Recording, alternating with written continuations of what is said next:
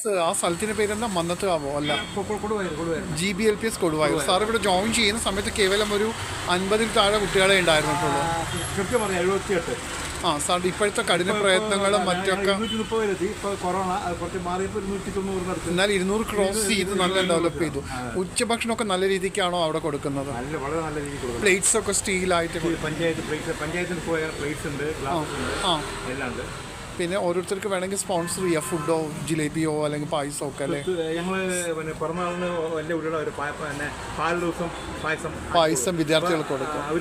Outsiders വലിയ VVIP ഫുഡുകൾ നൽകാറുണ്ടോ കുട്ടികൾക്കൊക്കെ ആയിട്ടല്ലേ? നല്ലൊരു കാര്യമാണ്. അപ്പോൾ ശരിക്കും സബ് ജില്ലയിൽ മികച്ച വിദ്യാലയമായി മാറുകയാണത് ശരിക്കും. അപ്പോൾ അവിടെ വിദ്യാർത്ഥികൾക്കുള്ള ബാൻഡ് ട്രൂപ്പും LP ആണെങ്കിൽ ആ ഒരു ചെറുപ്പത്തിൽ തന്നെ ഇത്രയും 100 വർഷം കഴിഞ്ഞ സ്കൂളാണോ?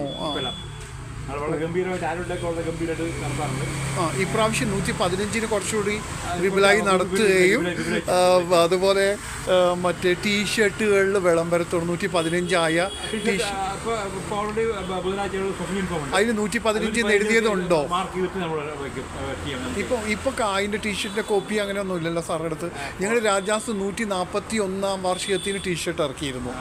ഇവിടെ അടുത്തൊരു ആ ശ്രീവത്സ ഹോട്ടലില്ലേ, അവിടെ ഒരു സ്ഥലത്ത് ഇങ്ങനെ ബാഡ്ജുകളൊക്കെ ഉണ്ട്, മറ്റേതൊക്കെ തയ്യാറാക്കി കൊടുക്കുന്നുണ്ട്, ഡ്രസ്സിലൊക്കെ പ്രിന്റ് ചെയ്ത് കൊടുക്കുന്നുണ്ട്.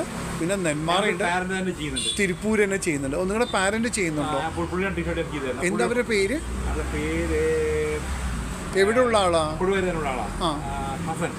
ഹസൻ. അപ്പോൾ തമിഴ്നാടിന് ടീഷർട്ട് എടുത്തുകൊണ്ട് വന്ന് അപ്പം കുറച്ച് വില കുറവിൽ നൽകും അല്ലേ? അപ്പോൾ 4-5 അളവുകൾ കൊണ്ടുവന്ന് കുട്ടികളെ കൊടുത്ത് അങ്ങനെ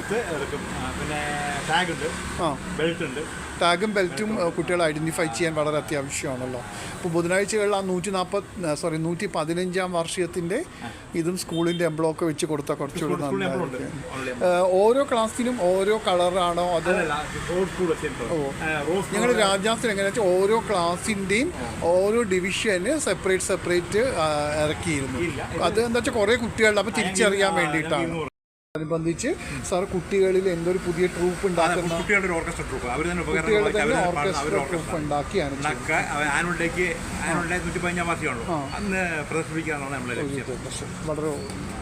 വളരെ ഒരു ആനയും കൊട്ടൊക്കെ ഉണ്ടാക്കിയില്ല അവിടെ. പിന്നെ വെല്ലങ്ങി സ്കൂൾ അതെ, പുള്ളിയുടെ പേര് രാജൻ മേലാർകോടാണ്. അവർ ഓരോ ശില്പങ്ങളൊക്കെ സ്കൂളുകളിലേക്ക് എത്തിച്ചു കൊടുക്കൂലേ.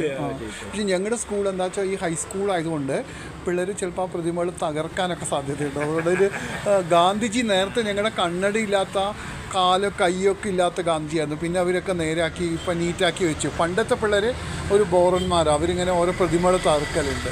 അപ്പോൾ രാജൻ മേലാർകോട് സാറാണ് ഈ ഗാന്ധിജിയൊക്കെ ഉണ്ടാക്കി തന്നതല്ലേ.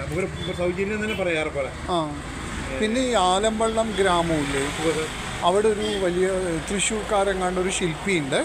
അപ്പോൾ അവരാണ് ഈ മറ്റേ പറമ്പിക്കുളത്തിലേക്ക് എത്തുമ്പോൾ നമ്മൾ ഫസ്റ്റ് ആനപ്പാടി ചെക്ക് പോസ്റ്റ് എത്തില്ലേ, അപ്പോൾ അവിടെ ഒരു ഗുഹ പോലെയൊക്കെ അങ്ങനെ എന്തൊക്കെയോ മറ്റേ ഇതൊക്കെ കാണില്ലേ, ഒരു മരംകൊത്തികളൊക്കെ, അത് പുള്ളിയാ സൃഷ്ടിച്ചിരിക്കുന്നത്.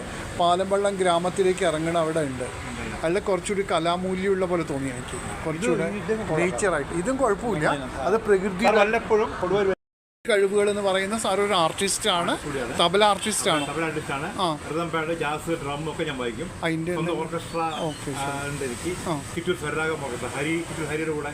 ചിറ്റൂർ ഹരിയുടെ ആ ഓ ശരി. അപ്പൊ സാർ എന്തെങ്കിലും 2 വരി എന്തെങ്കിലും തബല വഴിയാണ് ചെയ്യുന്നത്.